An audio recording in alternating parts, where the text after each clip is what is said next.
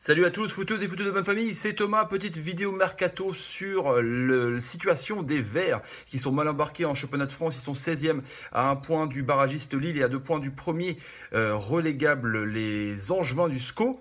Donc Cayazo et Romeyer ont décidé de bouleverser un peu leur code et de recruter gros et recruter malin apparemment des anciens internationaux pour renforcer un peu l'effectif des Verts qui était façonné, on va dire, pour Oscar Garcia, qui est parti vraiment dans un micmac, un imbroglio. Enfin, en gros, c'était la grosse merde, alors qu'il est il était pourtant sur le podium au début de saison. Bon, bah, après, c'est parti en couille, c'est descendu. Donc, le mec, il s'est cassé alors qu'on promettait du beau jeu.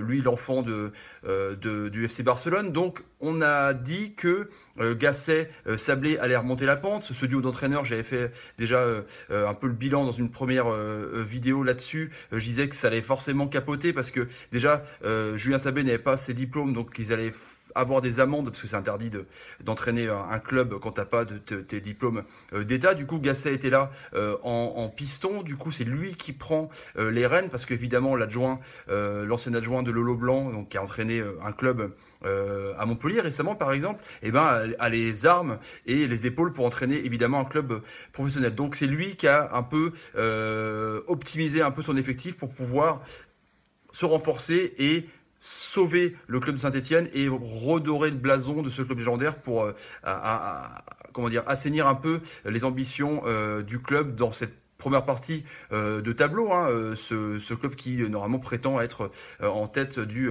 second chapeau européen, comme j'aime bien le dire. Donc on est à un joueur par ligne. Donc en défense centrale, c'était Lamine Sané de Brême, l'ancien Bordelais, mais lui c'est non, c'est trop cher, il veut pas bouger. Donc on parle de Damien Da Silva, le Canet, qui est en fin de contrat en juin 2018, donc qui coûterait pas cher, on parle de 1 à 2 millions d'euros, le franco-portugais défenseur central, donc qui reviendrait remplacer un peu les joueurs décevants que sont Théophile Catherine, mais qui est un latéral qui est mis dans l'axe. Pogba, pareil, qui est mis dans l'axe.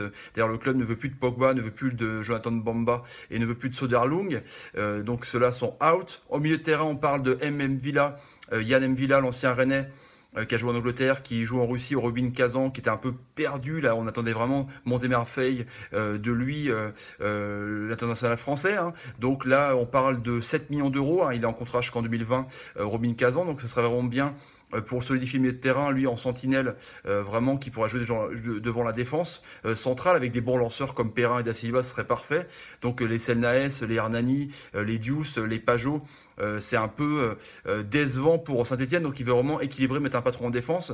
Après on parle d'Entep sur l'aile gauche, lui qui est parti de Rennes à Wolfsburg, il joue pas trop, mais là il y a un problème qui se passe, c'est que Mario Gomez est parti à Stuttgart.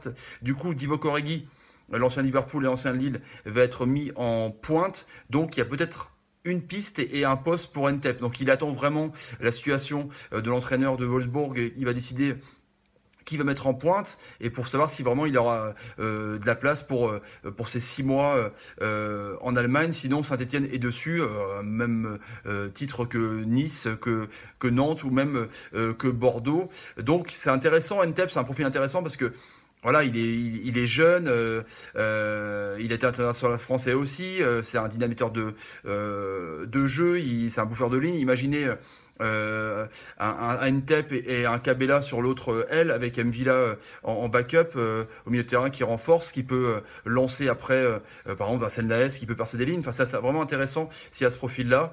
Et par contre, le problème, c'est que il faut payer le salaire d'Ntep. On dit qu'on vous prête le joueur 6 mois mais vous payez l'intégralité du salaire, donc je sais pas où on est les finances du club Saint-Etienne, parce qu'on parle aussi d'un investisseur chinois qui pourra arriver, donc qui pourra peut-être donner de l'élan financier pour pouvoir après casser ce fair play, ce taux. En fait, ils ont vraiment un salary cap Saint-Etienne, du coup.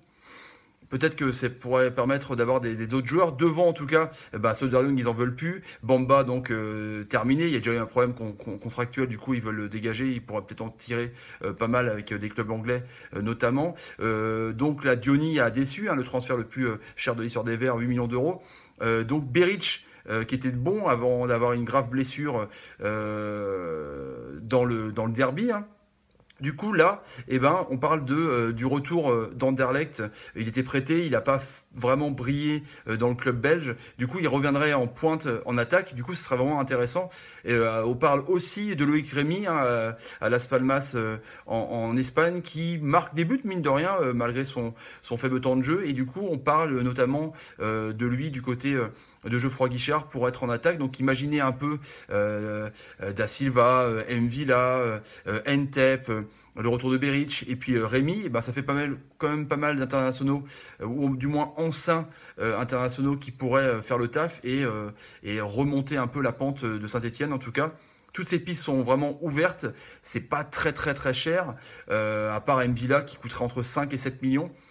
Mais bon, c'est probable, hein, ce serait vraiment des prêts, des retours de prêts ou des petits transferts. Mais en tout cas, c'est vraiment intéressant. Et je pense que du coup, Gasset va avoir l'effectif qu'il veut si ces pistes se concrétisent pour pouvoir faire remonter la pente aux Stéphanois et pour voir vraiment briller parce qu'ils méritent quand même d'être européens, les Verts, avec un public d'enfer pareil.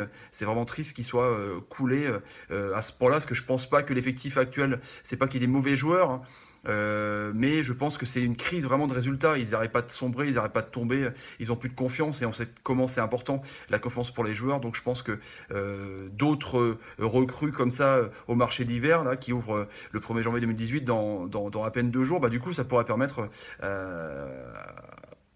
Audio Cayazo Romeyer de vendre mieux le club si admettons le club est plus haut, ou alors de pouvoir rester dans la part vraiment des institutions stéphanoises pour pouvoir après être dirigé pourquoi pas par un investisseur exotique, mais diriger quand même le côté politique de l'histoire. En tout cas, on souhaite vraiment que les Verts remontent la pente. Allez, je vous laisse les amis, on vous dit à bientôt pour une nouvelle vidéo et on fera le tour un peu de la Ligue 1, on parlera du mercato de chaque club. Bientôt, mercato de Bordeaux, parce que ça va bouger à Bordeaux. Si, ça va bouger à Bordeaux. Si.